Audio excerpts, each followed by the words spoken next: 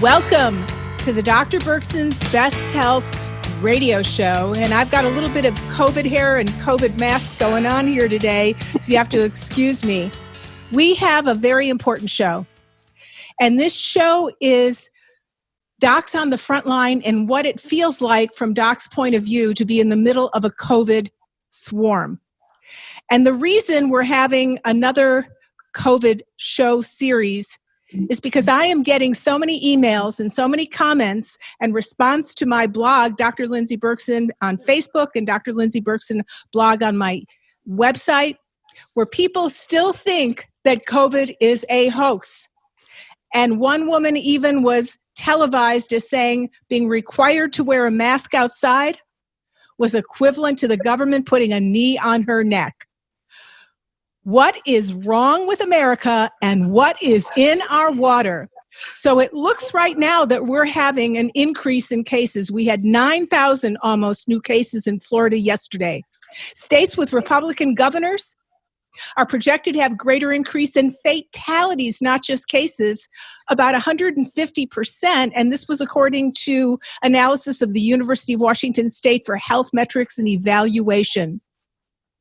3 counties in Florida are the super hotspots. Florida looks like it might be a new epicenter move over Manhattan, which is why we have an ICU doc today, and I hope I get his name right, that is right on the lines in Florida.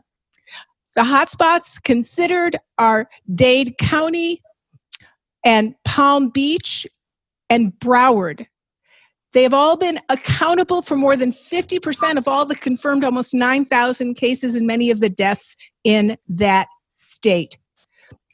Jacksonville is supposed to be the place of the new convention, the Republican convention coming up with 200,000 people. So because when they had the Super Bowl, they didn't have enough places for all these people to stay, they hired 5 cruise ships that docked up close to Jacksonville, and the people were put on the cruise ships, and that's what the Republican Party is now planning in Jacksonville, to house all those people to hopefully come to the Republican convention to put them on human petri dishes, cruise ships. Now, when I was young and a model, I used to model on the Cunard lines on the Queen Elizabeth II, but I wouldn't be taking a modeling job just now. And Arizona is one of the hottest spots of all. You know, they closed late, they opened early. They especially said that hair salons and nail salons were essential. Why was that? I guess it was because it was getting ugly out there. I don't really know what to say. But what I did want to ask was to have doctors here that could tell us what's going on. So who we have on the show today? We have Payam Nabizadeh, and I hope I got that last name right, but it was definitely right to have him on the show. He is an ICU doc in the midst of Jacksonville, telling me yesterday by text that some of his intelligent and wealthier patients believe that COVID is a hoax. He is a medical doctor. He has quite a bit of experience. We're going to just run through it. We also have another doctor on the line with us. He worked at Orange Park Medical Center. He's worked at Wake Forest Baptist Medical Center. He's worked at Memorial Healthcare University Medical Center. He got his medical degree at Ross University School of Medicine. And he is dealing on the front lines with what we call COVID storm. We also are honored to have Dr. Eduardo Maristany, who I have the joy to work with in Naples when I'm there, because I'm not flying there right at this moment. Texas and Florida are 2 hot states. And he's a board-certified internal medicine physician who's also trained by the Institute of Functional Medicine and an expert in genetics, as you know, because we had our last show. So welcome to the show, Dr. Payam. I'm going to call you by your first name because your last name is so polysyllabically challenging. And welcome also, Dr. Eddie. You could just call me Dr. Lindsay or Hey You. Or gorgeous. I'll go by that. Vanity is my favorite sin. So welcome to the show. And I'm going to really let you guys speak. So what do you see going on? First, what do you see going on? And then we're going to talk about why there's so much resistance to reality. So obviously when the pandemic first started, back in January and February, That was a challenging time since it was a novel situation, a novel virus. Not much was known in regards to the prognosis, the treatment, and even the transmission, to be quite honest. There was a lot of anxiety, even from experienced clinicians, since obviously this was novel. There was no experience to lean on. Once the patients become extremely ill and severely ill, and they require intubation, mechanical ventilation, and an ICU stay, some of that is somewhat protocolized and routine, but the nuances of every disease process, and always wondering whether or not there is some therapy that may or may not be beneficial, and are we doing the right thing, had a extra layer of complexity and anxiety during that time. Now, to be quite honest, February, March, April, I cannot believe that those months passed. It's a blur. It was a very difficult time in regards to just man hours, trying to coordinate a new system in ICUs that, quite frankly, no ICU in this country is really prepared to have that many negative pressure rooms, other than, I think, Rush in Chicago and a couple of other models in major cities to be able to have that many rooms, that what we call negative pressure rooms, which what does a negative pressure room mean? So it generates a negative pressure. So if you open any of the entrances to that room, there's essentially a vacuum that goes through a HPA filtration system. So if I open the door, the air would actually suck in from the outside environment into the room.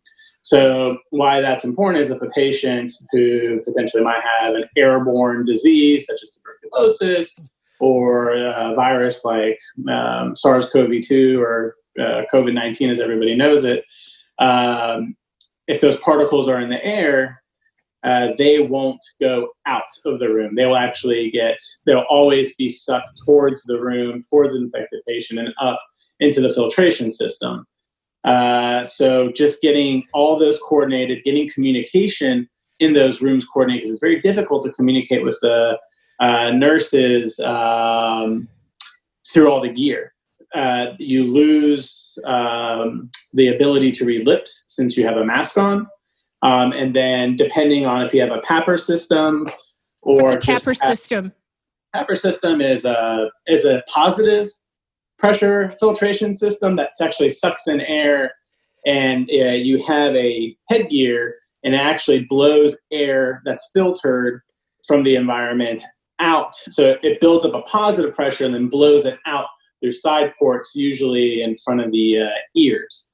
So again, the thought process is, even if I inhale in that environment, I'm inhaling only filtered air that's being blown into this helmet, essentially, and not any of the environmental air.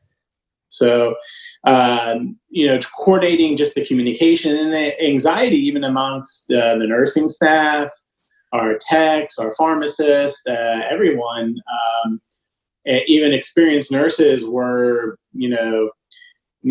not making mistakes, but, not being as efficient because the routine is so tedious. It's tiresome. And then the anxiety and not knowing and just seeing your patients go through this illness is mentally and emotionally very fatiguing. And then always the concern and worry, am I going to infect my family? Am I going to kill one of my family members trying to save these other people's lives? So how has the incidence, the case incidence in frontline workers in your area in Florida? You're from Jacksonville. How has that been compared to the general public? Well, in our county alone, I don't have those numbers because I'm not sure if those numbers are published, to be quite honest, because remember, we're a privatized hospital system in America. I'm sure we could probably obtain VA numbers since it's a centralized system, but I don't think those numbers have been published. If they are, they'd be probably available by the health departments. The reason I asked, it was published in New York City, and Governor Cuomo was discussing that the efficacy of masks, because the frontline incidence was lower than the general population incidence. So I was just wondering, I know that there's been some issue about whether the state has been asking, the main statistician in Florida said she was asked to manipulate data, so she was fired or quit and now opened up her own website. So I was just wondering your sense of your own protection. So in regards to, initially that information had come from, I think it was from Italy. I'm not sure if it was published in the Lancet or which journal. I can't remember off the top of my head.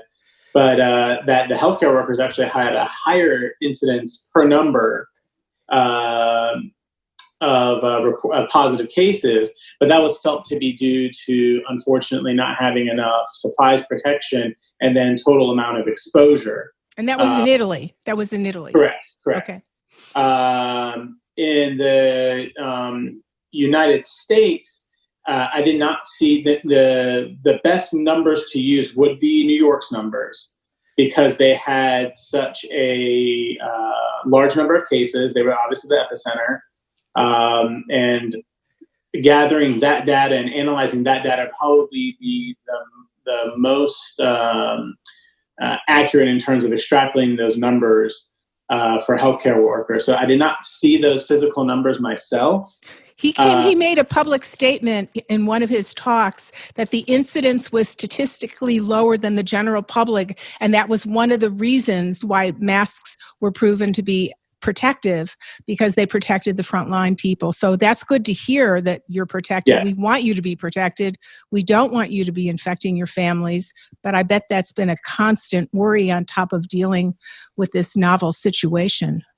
Yeah, it's actually, we're at the point now that we are actually more concerned about, you have to put this in perspective. I personally am more concerned about contracting the virus from the public than I am treating actively infected patients in the hospital. That is this is why this show is so important. This is crazy, right? So say why you are more fearful of being out of the hospital than getting COVID inside the hospital. Yeah, because in the hospital, it's controlled. We have a universal masking policy. I have I have all the data to see whether or not I think that they likely have the infection, they clinically have the infection. Even before the test comes back, I can tell with a pretty high sensitivity whether or not they would have it if they have a pretty classic case, and I have all that information available. I don't even need the test, to be quite honest, in which we'll get to, I guess, some questions regarding, the death certificates and all this nonsense about faking and unrealistic numbers, which is just ridiculous because... Right, we want to head on the conspiracy theories later on for sure. And I wanted to chime in for a second. This is Dr. Eddie Maristany. Yeah, I just want to mention to everyone that this is also one of my friends from residency training, Dr. Nabizadeh. He's an excellent physician. He's a genius. You can tell by just speaking to him for a couple of minutes. He really understands clinical data and doesn't, BS. If it's not a high-powered article or journal, he's not going to reference it. He's also very logical in his thought process and makes a lot of sense. And I just wanted to mention that there is a review, if you guys look online. So International Journal of Nursing Studies in April 2020, it was a systemic review of 19 different publications, and there were 19 randomized control trials. And the conclusion, without a doubt, was that the masks in the community session, in the community and in the hospital setting were both extremely beneficial in preventing COVID. Because I know there's a lot of people, a lot of patients that are saying, do these masks really work? There's a lot of controversy. Should we really wear the mask? I see politicians that are not wearing the mask. I see people that are not wearing it. If you go to Publix, everyone's wearing it. If you go to Costco, no one's wearing a mask. It's just like a community sense of safety. Whether or not you feel safe or not, it depends on who you're around, essentially. It's like herd mentality. Who you vote for. Exactly. It's political. It's also cultural. It also depends on what city you're in. For example, when I go to Miami, everyone in Miami, Florida is wearing masks, which I feel great about. I'm from, Collier County or Naples, Florida, and it's hit or miss. It's 50% of the time people are wearing masks, 50% of the time no one's wearing masks. And I just want to remind people there is a study which reviewed 19 randomized control trials, and in all of these studies, it was proven without a doubt whether in the community setting or in the hospital setting, that if you wore a mask, it reduced the transmission significantly, and regardless of whether you wash your hands or not. Washing your hands was like a further step in reducing that transmission. So I just wanted to mention that study in case anyone wants to see it. And then I also want to mention that I'm going to ask Payam a lot of questions today. And I think the thing that bothers me the most is when people say this is the flu. This is the same thing as the flu. The statistics are blown out of proportion because the testing hasn't been sufficient. And I mean, right now, I think we're seeing an average of 4 to 5% mortality in the United States based on current testing. I just wanted Payam to kind of discuss that for a little bit. What do you think about that when someone tells you this is the same thing as the flu? Why is everyone freaking out? Why is the economy closing? Yeah, so it's not the flu. If it was the flu, control the flu. This virus, the reason why healthcare officials around the world are so on edge about this, and it's become a pandemic, is because patients are asymptomatic carriers and they can spread the virus without knowing. Now, I can ask anybody, anywhere in the country, regardless of who they are, you know when you have flu, right? Everybody's miserable. You know, they got body aches, they have fevers, they may or may not have upper respiratory symptoms, lower respiratory tract symptoms, but they're miserable. And what happens? They call in sick. Everybody calls in sick. They don't go to work. Everybody knows nobody's coming over to the house because they don't want to get sick. So it's like everybody's wearing a mask because essentially they're quarantining themselves. Got it. It's a self-quarantine process. Now, the difference between the two is that the flu is a 2 to maybe 5 day course where your symptoms are that severe that you're avoiding everybody. Everybody else is avoiding you if you have the flu. They see that you have a roll of toilet paper or a box of tissues if you come back to work. Nobody's touching you. Nobody's interacting with you. Everybody's staying away because everybody knows that you have the flu. Why does everybody know you have the flu? Because you're symptomatic. With coronavirus, you can be asymptomatic for up to 2 to 3 weeks, have viral shedding, and be some of the literature saying up to 26 days. Correct.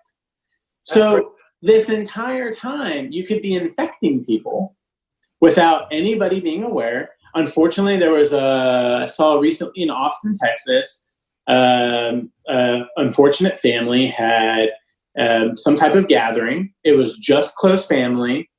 And the gentleman's house that they had the family over and who was hosting, he was younger, had unfortunately become infected without knowing from an asymptomatic friend 4 days prior. And then I believe large majority of the family members are sick, and several of them have been hospitalized. And unfortunately, I believe one is in the ICU. This was a recent article that was in the local news. I think it was in Austin, Texas. But you can just see that's just one example of asymptomatic carriers getting the most vulnerable people infected. Now, why is that important? Why can't we just do, survival of the fittest? It's a, argument you keep hearing. Oh, everyone's going to get it regardless. Why do we even have to protect ourselves? Who cares?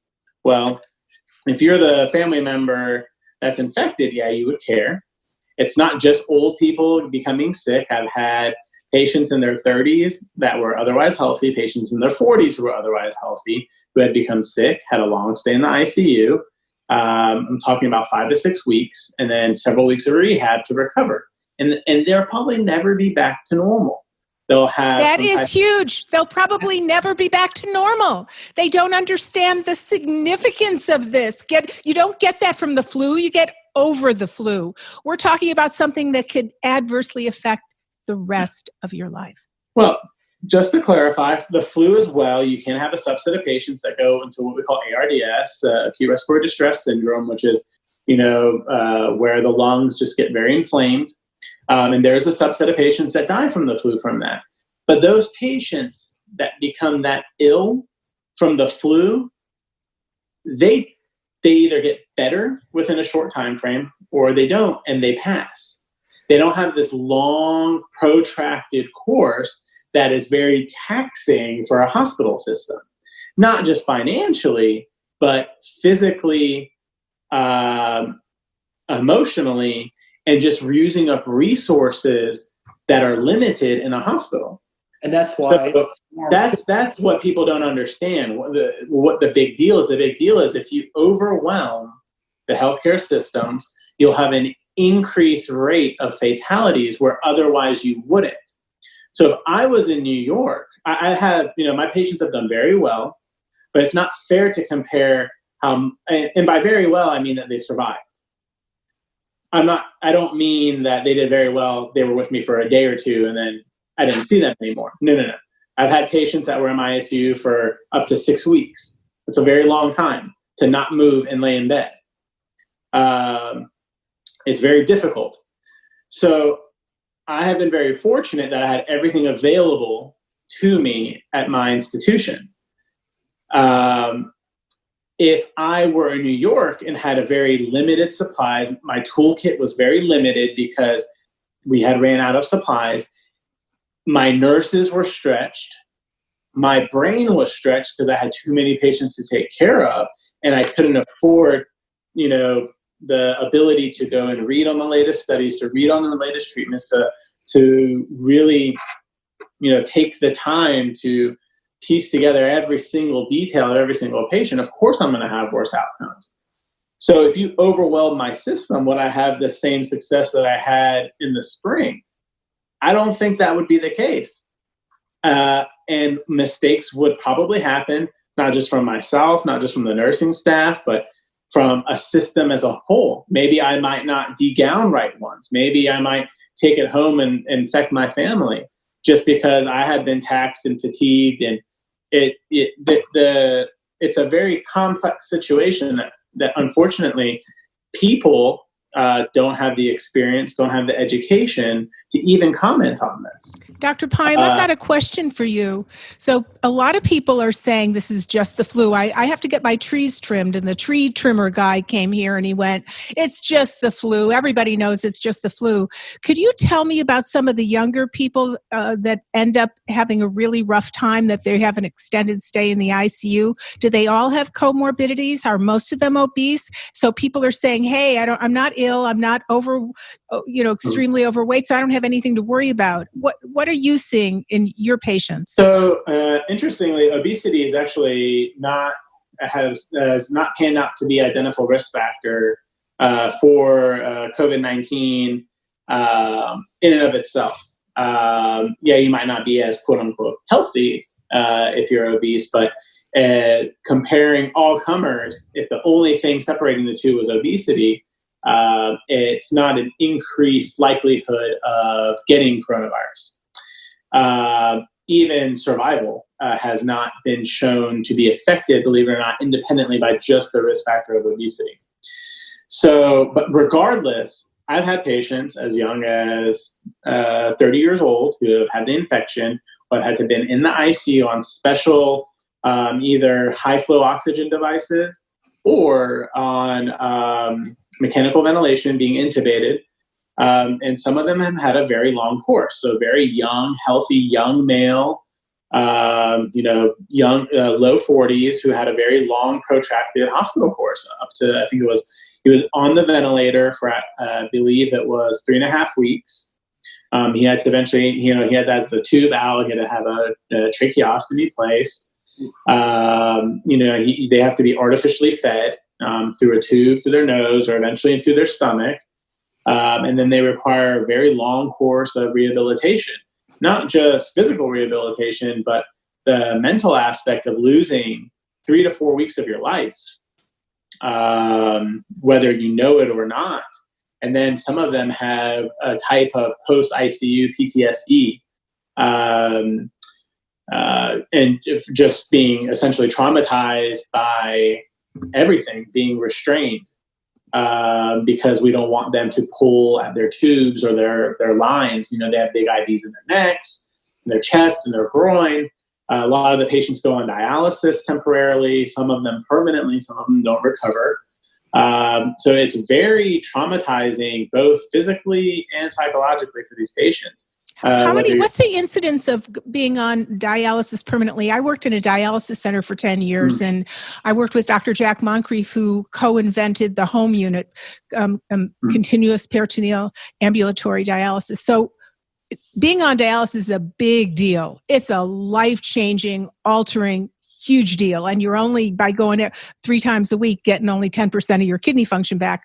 How many people get kidney damage that you've seen in your patients, and how many go on to have permanent kidney damage? It's huge. We've seen not an insignificant number, percentage of patients that had a critical illness, meaning that they came to our ICU and eventually were mechanically ventilated. A large percentage of them progressed to renal failure and dialysis. Now, out of those patients, most of them had no comorbidities going into this, and I believe most of them, since we don't have all the numbers, we don't. Unfortunately, depending on the hospital system, you have private clinicians who follow up, and there's no one. Since we don't have a universal healthcare system, it's impossible to gather this information unless there's active. It's a huge undertaking to be able to gather this kind of information unless you're in a hospital system, such as, one like Cleveland Clinic, where you have a big group of patients that you're taking care of, and you have the ability to kind of follow these patients up.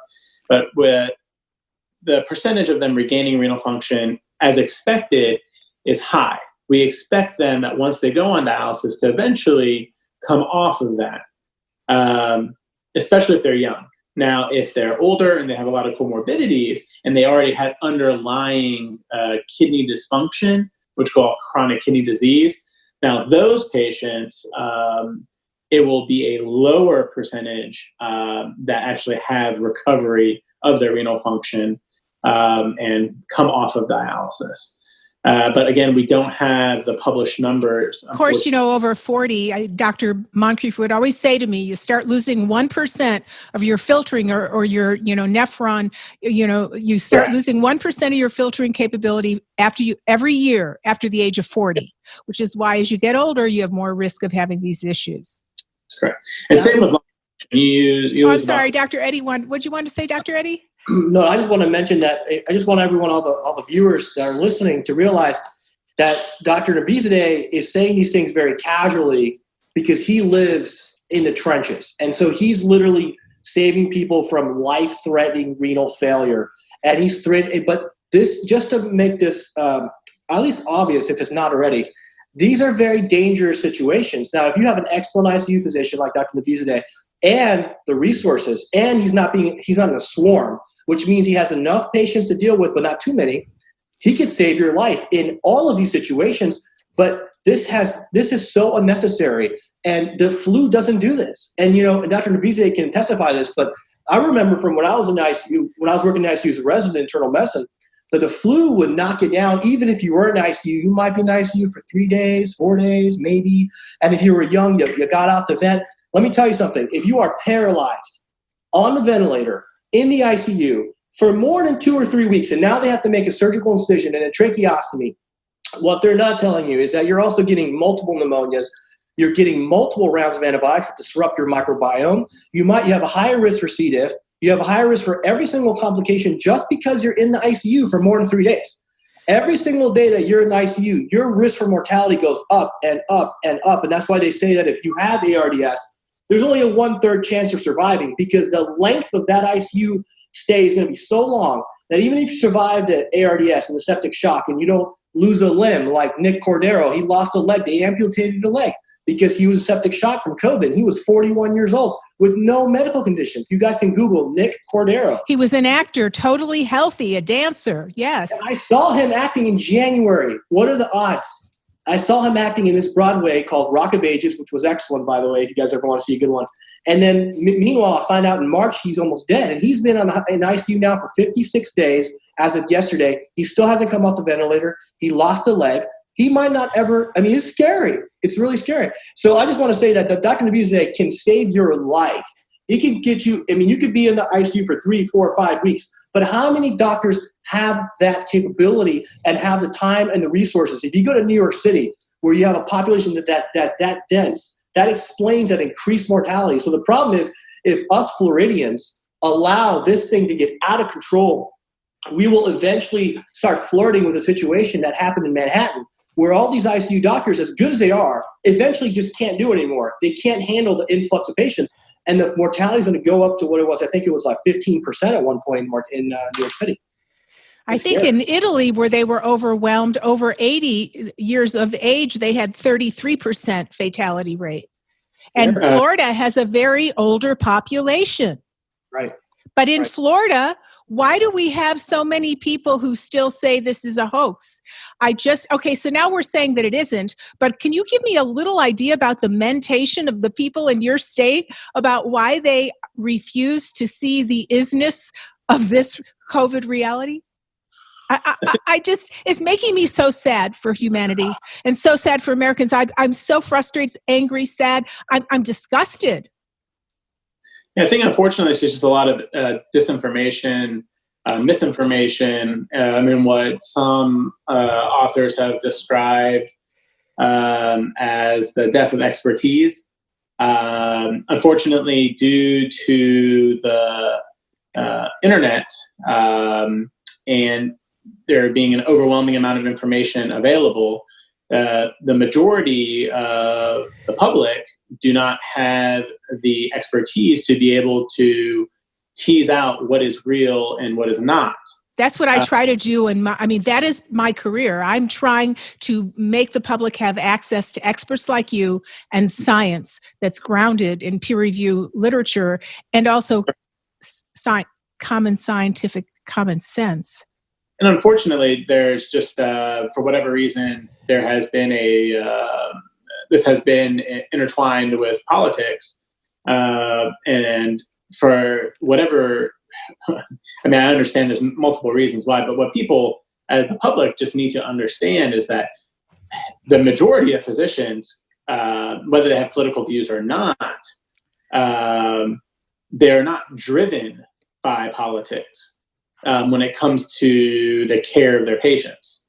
I think that's, there might be a few bad apples, but I will tell you that the overwhelming majority of physicians, regardless of their political views, will not allow that to influence, their care or their education of patients in this regard. Now, we'll say that there has been that I have noticed from non-medicine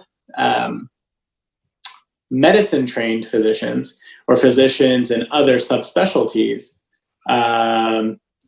who are not around this degree of evidence-based medicine or literature or academia that believe it or not, they also might have the perception that the severity of this is not to the degree that it actually is. And it's, what are we supposed to do?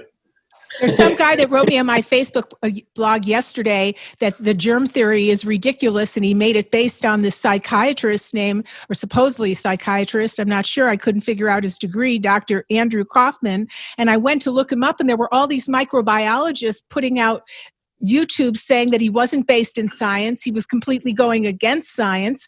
And it's amazing that people are not believing, which is why we need to have them understand what you're being exposed to and the reality of COVID. Yeah, it's just mind-boggling that you could actually think that this is not real. And people are day in and day out risking themselves and their families to help save people. It's just a huge slap in the face to all the healthcare workers who are putting themselves at risk. Not to mention just the overwhelming burden that it has on the medical society as a whole by continuing its spread and just putting everyone at risk, essentially. Dr. Payam, can you give us one or two, in general terms, examples of what you've dealt with of kind of a shocking COVID cases or typical COVID cases, something that that you've Well, experienced? typically, the patients come in, they had, some non-specific symptoms. We've actually seen a lot of patients with GI symptoms, believe it or not. They had some diarrhea, upset stomach, all these things for a couple of days, and all of a sudden they started fevering. And then usually what brings the patients in is either they become so weak from not being able to tolerate, liquids and things by mouth. Essentially, they become too weak and fatigued. It's generally older patients, or their respiratory symptoms eventually drives them to the hospital. So they're too short of breath to do anything. They're like, I can't even, walk to my car. I'm so short of breath. Usually, those younger patients that come in with those symptoms, their pulse oximetry, which is a device that measures essentially the amount of oxygen in the blood indirectly, they're in the gutter. So they're at the point that if they weren't so young, their heart would stop, essentially. What's their oxygen saturation rate of these young people? And what's a typical one, a normal one, and what was theirs when they come in? So normal should be anywhere from 97% to 100%. There's some error, plus or minus 2% within those numbers. So generally, 95 and above could basically be considered normal. Once you get to below 90 to 88%, you start falling off the oxygen dissociation curve, where it's sigmoidal, meaning that once you reach a threshold, it will precipitously drop. And once you get to too low an oxygen carrying capacity, your heart will actually eventually give up. So it'll start beating faster to start pumping whatever oxygen you have around to all the tissues that it needs. But eventually it'll actually just stop and you'll rest. So you'll actually die. So these young patients are coming in with their saturations in the mid 70s to low 80s. So they immediately go on oxygen. These are people in their 30s and 40s with no, and they're totally well, but they get COVID, and now they can't oxygenate any of their tissues. No, yeah, exactly. And eventually, I want to mention problems of end organ damage, meaning that's they form little clots in their lungs, in their kidneys, and even their toes. If you Google the COVID toes, you can actually see a large volume of these patients that actually they lose appendages. They lose the fingertips and they lose their toes. This is not the flu, everybody out there. This is not the flu. And remember, Dr. Maristany wants to say something here. Yeah, sorry. The flu does not give you so much shortness of breath so quickly because you don't get that water buildup in the lungs, the ARDS and the SARS. Remember, what SARS is severe acute respiratory syndrome, and it's very common with COVID, and it increases your incidence or chance of getting ARDS significantly. And that's a difference between the flu. The flu is more slow. You might get a pneumonia with the flu, but you're not going to get this multilobar infiltrative disease. Is that correct, Payam? Yes, correct. And the other nuance to this coronavirus is that these little clots that they form them in the lungs, which also makes it more difficult for them to oxygenate. So it's not just an inflammatory response causing ARDS that flu can cause, or a number of viruses can cause in some patients that are prone to getting ARDS. But it's a complicated... it's a vasculotropic response, right? Correct. They have this. It's almost like a systemic vasculitis, and it's been delineated in Italy. There's a paper by several physicians, which it has really changed our clinical practice in the States as a whole. That they have two different phenotypes or a mixed phenotype, which has been characterized as the H and L phenotype. H being the common ARDS, which is more of an inflammatory response, versus this L phenotype, which is a thrombotic response. So they form not just like a big blood clot that goes to the lungs, like a pulmonary embolism, which they are prone to actually in coronavirus, but they're forming in the little capillaries, which is where deoxygenated blood meets, gathers oxygen from the lungs and becomes oxygen and goes to the left side of the heart to get pumped out of the rest of the body. they form little clots in those areas, and it's leading to this extra level of complexity because the way that we treat the H phenotype is much different than we would treat L phenotype. We can actually hurt the patients that have an L phenotype by treating them the way we do with the H phenotype. And there's also a mixed picture, which this is not the flu people. No. This is a much more complex, unfortunately. And like we said, we don't have enough clinical experience to really have a very defined treatment algorithm for these patients. And we're still testing, 10, 15 other current clinical trials are going on with different medications. I've got a few other questions before we go to that, because I have a bunch of questions about testing. Are you seeing people with type A blood be more prone to this? So if you have type A blood, should you be more guarded? And also you say one of the presenting symptoms is high fever, and this is people that are elderly are more vulnerable to COVID, but often people who are elderly don't mount a fever as well as a younger person. So can you chat about that a bit? So 2 questions: type A and the elderly having more problems mounting a fever. So how much do we lean on fever as a presenting symptom? Yeah. So in regards to the different blood types, the review of the literature, I have not seen, because initially they were talking about O negative. So I stopped looking at different blood types because clinically it doesn't make a difference, right? It's all type A people with type A blood. Are they not going to wear a mask when they go out in public? No, because even if the risk is lower for these patients. No, it's supposed to be higher for type A now. That's the new, there's 3 studies out on that. And the reason I asked, one of the reasons I'm type A and I only have 1 kidney. So I feel like I have a COVID target on my back. And I've heard other patients say this anyway. I think I can answer that question, actually. Okay, great. Because the other question is, we know African Americans are more at risk, but supposedly O positive is safer, but a lot of African Americans have O positive blood. So could Dr. Maristany? So this is obviously in the infancy of literature. So I think Payam is going to wait till there's a big study to comment on this. It's just, I think, what's going to happen. But what I looked at as I talked to my Harvard integrated physician friend, Dr. Sharon Hausman-Cohen, and what she mentioned was that we've known for a long time that if you're type A, you have an increased risk for venous thromboembolism in general, because there's a lot of data that shows that if you're type A, you have a slight increased creation of fibrinogen. So you make a little bit more fibrinogen than the average population. So if there is a correlation between mortality and COVID and type A, I would assume, and we would assume, it's probably because you're going to have more sticky. You make more sticky material to make your platelets. Interestingly enough, B6, B vitamins, especially pyridoxal 5-phosphate B6, and fish oil can help reduce a little bit the fibrinogen, the sticky substance that makes your platelets stick together. And they can also make your platelets a little bit more lubed. And also donating blood when it's safer to do so helps you have blood vessels that are a little bit more lubed. So you can do things to offset that a bit, even if you have type A blood. Yeah, natural, gentle blood thinner supplements, and obviously run this by your physician.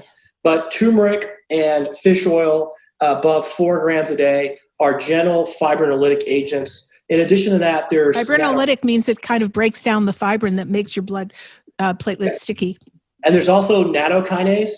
And so, for example, Cleveland Clinic Heart Labs has a lab called Fibrinogen Mass. So you can actually have your physician check your baseline fibrinogen. And if it's toward the elevated or higher side, then you can gently take things like nattokinase and obviously if you have a severe disease, you're going to be on a blood thinner like Coumadin or Eliquis, or those things are also pharmaceutical fibrinolytics. But there are natural products we can use too in case you're a type A and you're just a little bit worried. But all these things have to be discussed with your doctor. We have to outweigh the risks, the benefits, and the risks of all these supplements. Just one other question. So Metagenics has a product that's the Resolvins, the concentrated anti-fibrinolytic substances of EPA, DHA fish oil. So in other words, fish oil helps keep your blood lubed. And there is a product that concentrates those. I just learned about that recently, but I don't know if that acts more sufficiently at being a natural fibrolytic substance. What do you think, Dr. Maristany? I think SPMs, from my clinical experience, we use them more to lower baseline CRPs because they're really... SPM Active is the name of the Metagenics product, yeah. Yeah, they're pro-mediating resolvins, and they're derived from omegas but they're not truly omegas. They're different. And these resolvins work on a different pathway. So typically when someone has inflammation, they're given Advil or COX-2 inhibitors or steroids that reduce the prostaglandins. But to further reduce inflammation, you can actually give someone resolvins, which they're called SPM actives from Metagenics. I think they're one of the best brands. And we'll see patients with chronic CRPs like 3 or 4. So they could be from obesity. C-reactive protein. Right. A lot of patients that are obese have a chronic baseline CRP is a little elevated. So until those patients lose weight, we'll give them SPM actives and we'll see their CRP drop from 4 to 1. Now, that's an artificial temporary drop, but it does benefit the patient's health. But I think from a fibrinolytic standpoint, it's better to use high-dose omegas, EPA, DHA, totaling around 4 grams. 4 grams. Divided doses. In divided doses. Yes, exactly. But I think nattokinase is actually the most effective. Okay, that's good to know. How much nattokinase, by the way? What do you recommend in dosage? Again, run this by your doctor. Make sure you're monitoring fibrinogen levels. But we start people off 100 milligrams twice a day of nattokinase, and you can go up to 200 milligrams twice a day, depending on how much fibrin they have. And you'll see their fibrinogen levels kind of drop into the normal range. And again, we're not thinning their blood. We're just normalizing their fibrinogen. Okay, and about the fever, thank you so much, Dr. Eddie. You're always such a wealth. Both of you guys it's such an honor to have you on here and to really try and shake the shoulders of cultural paradigm thinking. But can you just mention, so if you're older, you tend not to get fever, so how much do we lean on that for the elderly as a symptom of COVID? Correct. So elderly patients tend to not mount as much as a high of a fever. We actually generally consider a temperature of 99 sometimes worrisome or as a clinical sign in the elderly population that they might have some type of systemic response or there's some type of process happening that is abnormal in them. So again, everything in clinical context. So it's the myriad of symptoms, the exposure, the risk, and then how the patient's doing otherwise. Are they lethargic? Are they not eating? Are they having diarrhea? All these things, regardless, would at some point lead to them being evaluated. You can't just, if your question is in regards to using the temperature screening as a tool of whether or not to keep patients isolated, well then, there will be some gaps. It's by no means 100% sensitive. So, people are leaning on going into restaurants and other things. They're taking your temperature just so this is accurate for a certain portion of the population. Translating this into your daily life out there, it's accurate for some, but it's not going to be accurate for everybody. So it's just one little piece of the pie. Yeah, exactly. It's just a culmination of it's just one. Exactly. It's just one piece of the pie. Now we're getting kind of close to the end of our show. We don't have that much time left. So I know we're going to have some more series, but is there anything else that you want to share with us about being an ICU doc in Florida, one of the states where the cases are rising and you're dealing with seeing these patients all the time? Is there and you're trying to speak to the public that doesn't believe this exists. Anything else you want to say? No, it's definitely real. Just put yourselves in someone else's shoes. Imagine all the people that are risking their lives and their own families to take care of the patients that are infected, and just realize about how bad you would feel if you just needed to go to the bar to have a drink. You just needed to go to the store to buy something that wasn't even necessary. You didn't wash your hands, you didn't wear a mask, and then you unfortunately got either your parents who are elderly or your grandparents sick. And they had a serious and a poor outcome from that. You would feel terrible. And think about all the people that you don't know that you might be putting at risk. There's young patients cancer hasn't stopped. There's a lot of immunocompromised patients, a lot of patients that have a very weakened immune system that can't handle this. It's not that difficult to wear a mask and wash your hands. It's literally in the same context of putting on your seatbelt in your car. It's not taking away anything from you. It's not that difficult. there's a lot of misinformation on the media. I just urge you to do what it's not a large task for people to do. And there was just our first 17-year-old that died from this that did not have any underlying health problems. That happened in this last week. I was going to be flying for the 4th of July. I was going to go to be with friends because I'm by myself. And then I was thinking of going to see some patients in Florida where I work. And then the friends I was going to visit with, they called me up, and I had several masks I was going to wear and a plastic shield. I was just so done with being totally by myself. And they said, we had 2 very close friends, 2 brothers, one's 60 and the other one's 58, both totally healthy, and they were sick and tired of being quarantined. They hop a plane to go to a small little wedding in the Boston area. And this is 3 weeks ago. And within a few days, one brother got sick, then the next brother got sick, then they both ended up in the ICU, then they both died. Within 2 weeks, they died with no underlying comorbidity. So my friends called me up and said, we love you, and you ain't coming here. And I said, I agree. I am not going there. So the message is at this point in time, we have a new isness. And you got to have your gray matter functioning. Is there any final words, Dr. Maristany, that you want to say? Yeah, I just want everyone to take this serious. I think Dr. Nabizadeh said it perfectly. It's so easy. Just wear a mask. Just wash your hands. Just make this a part of life until this is over. It might be another 6 months. Who cares? It'll blow by. Another thing is, and I just want you to remember that New York City was the epicenter, and they've done such a good job. They're down to 800 cases per day. We are at 8,000 cases in Florida. And we were at 800 2 weeks ago. So what I'm saying is, let's have hope. Let everyone behave themselves for a couple more months. I think we can get our numbers down completely normal, and we can get out of this situation. We don't want to be the next guinea pig in Florida.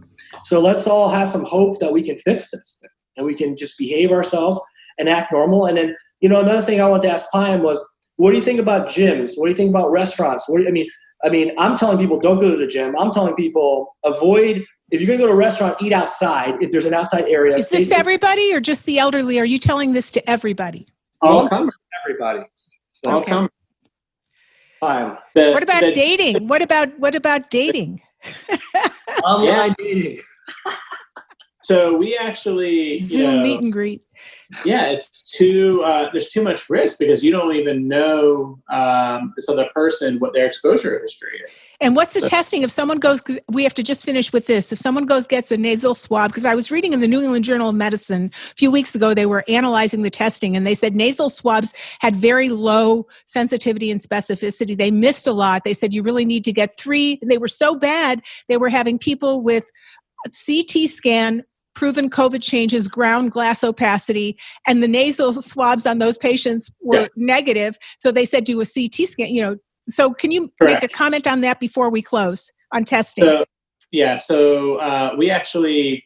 I had 4 negative nasal swabs on one of my patients who I knew clinically had coronavirus. They were very ill. They had the classic findings. I told infection control, absolutely not are we removing the isolation on this patient. Finally, we sent an endotracheal aspirate to Mayo Rochester, and that came back positive. It's only 93% sensitive, which sounds like that's a high number, right? It's pretty sensitive. But that means you have a 30% false negative. That's not good. 30% of patients that have the disease will test negative with an They're saying if that's really true, why should I get tested? Correct. So, because if you know that in theory, if everybody is doing universal precautions, you could make that argument, but people are not. So we're still trying to catch a bigger number. Also, that if you do know that you're positive and all of a sudden you start having some odd signs and symptoms, that you need to go be evaluated because it might be something more serious or a complication of the coronavirus. So. I'm sorry. Do you have something else? Yeah, the testing is not ideal. And the antibody testing, we could do a show on the antibody testing. We're done with our time. I'm so sorry. But I really appreciate you taking time. I know this is the weekend. You've been working hard. This is your valuable time, but you want to get this message out. If you love this information, please go to drlindseyberkson.com and read the show notes. And at the bottom of each show note, you learn how to leave a review to let iTunes know that you think this information is life transforming and life protecting. Dr. Payam, thank you. Dr. Maristany, Dr. Eddie, too. Thank you. Sure. Thank you. Thank you for what you do. You guys completely save people's lives. And then on top of that, you take your Saturday off to send out a message of inspiration. I beg Payam to stop fishing. I'm like, please, we need your interview. I'm actually going to work tonight, guys. Oh, you gave up some fishing and you're still going to work tonight. Oh, thank you. I'm going to have to send you some kind of fun little gift because that's really great. And thank you, Dr. Berkson, for having this amazing talk show where you are helping so many people just understand the reality of life here. I mean, this is real. We got to take it seriously. So we really appreciate that. Thank you. Thank you. Thank you. Bye, guys. Bye. Hope to have you on again. Be well and take care of yourself, Dr. Payam. Take care. Take care of yourself, Dr. Eddie. Won't see you in Florida for a while. Bye.